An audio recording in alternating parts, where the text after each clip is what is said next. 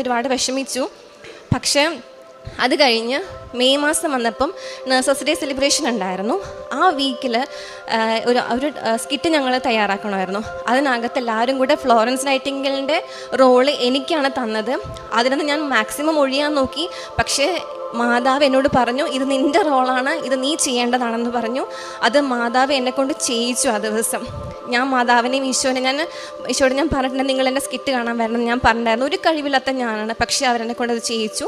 അവരെൻ്റെ പ്രോഗ്രാം കാണാൻ വന്നിട്ടുണ്ടായിരുന്നു. എനിക്ക് മനസ്സിലായി. കാരണം പ്രോഗ്രാം തൊട്ട് മുന്നേ ഞാൻ ചോദിച്ചു, നിങ്ങൾ വന്നോ എന്ന് ചോദിച്ചപ്പം എനിക്ക് ഇതുവരെ എൻ്റെ ജീവിതത്തിൽ കിട്ടാത്തൊരു തണുപ്പ് എൻ്റെ ശരീരത്തിലുടനീളം എനിക്ക് കിട്ടിയായിരുന്നു.